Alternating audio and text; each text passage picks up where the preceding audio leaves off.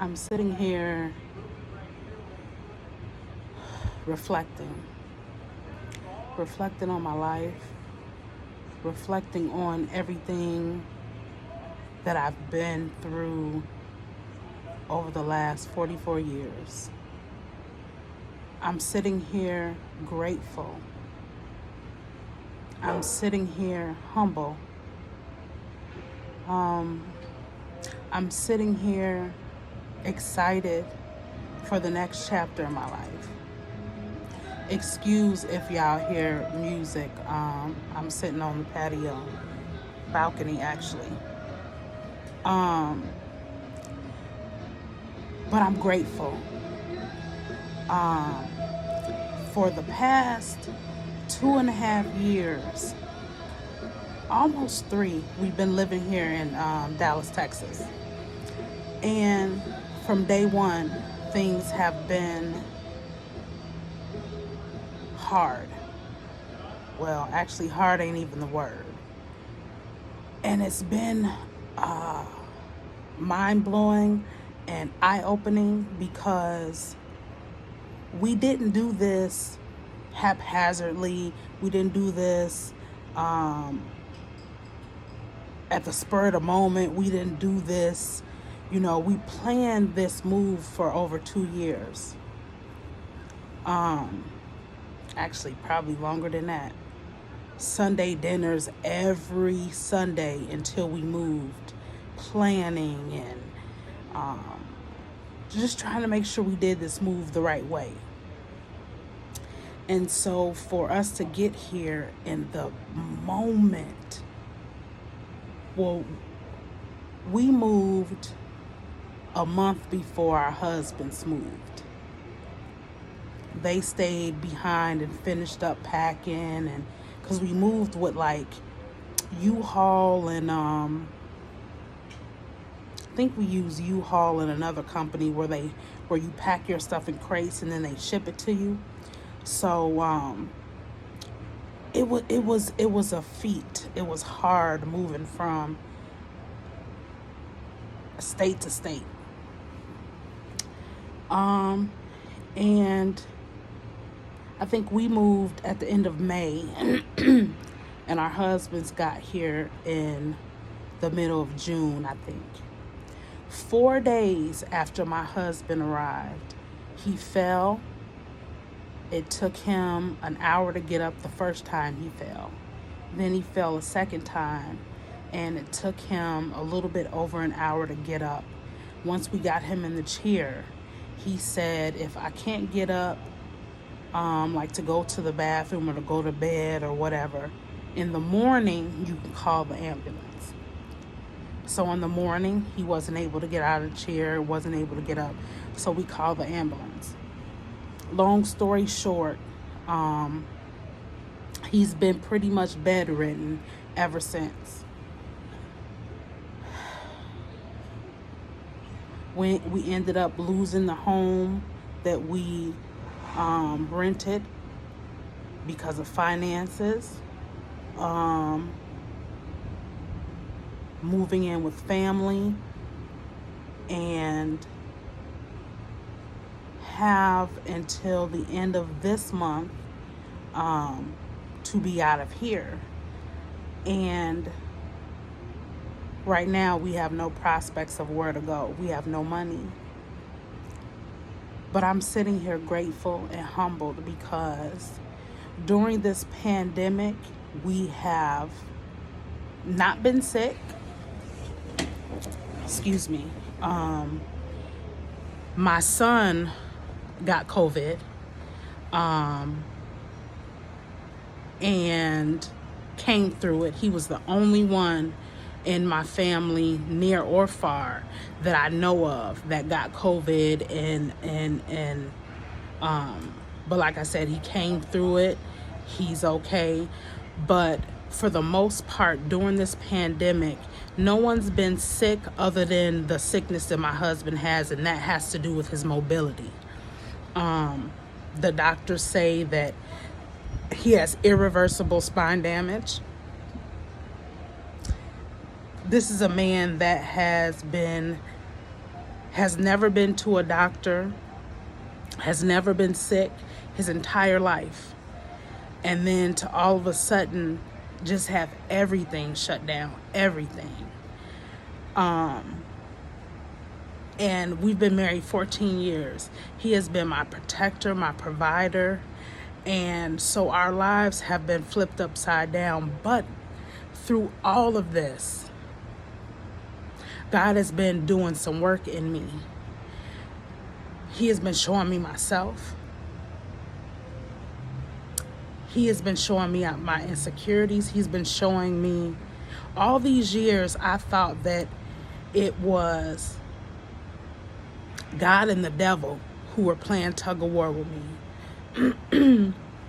Me realizing that finally it wasn't God and the devil playing tug of war, but it's been me all the time playing tug of war with God.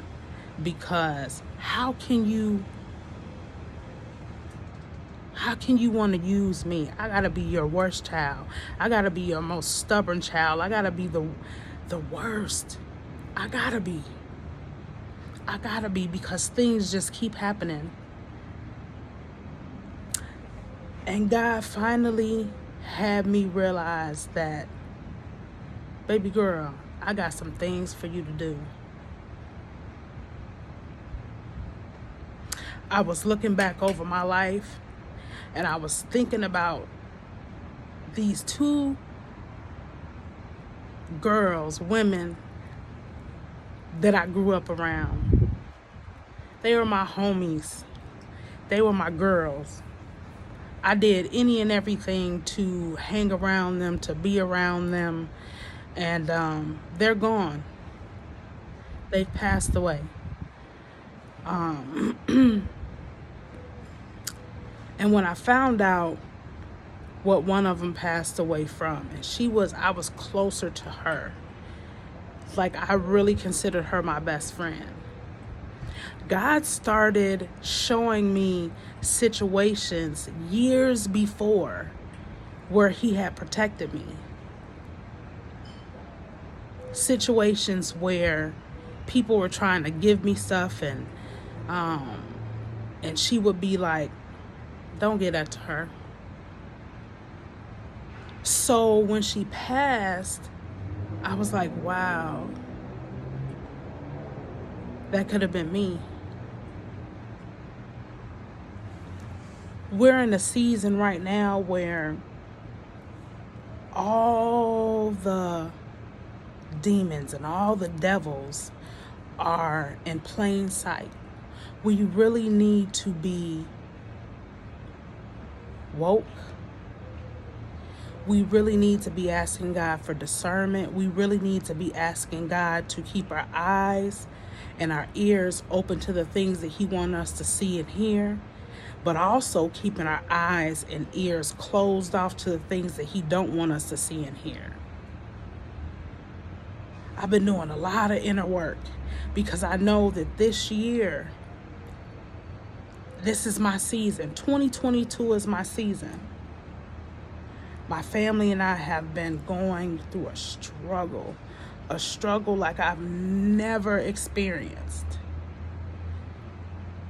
I've gone through shame in this situation that we've been in. I've gone through embarrassment. I've gone through depression. You know, you see black circles under my eyes, but I'm grateful. I may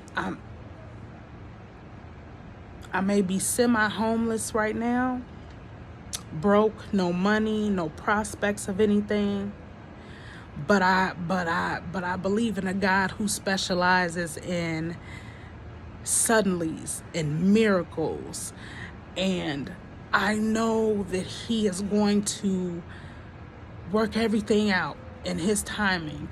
I know that he's going to heal my husband. The doctors have told him it's irreversible. But when the doctors say no, God say yes. And I know that God will heal my husband. My husband told me that God told him why he has been set down and incapacitated and immobilized. So that did my heart good. It took 2.5 years for him to tell me this. I don't know if it took 2.5 years for God to reveal it to him, but it took 2.5 years for him to tell me this.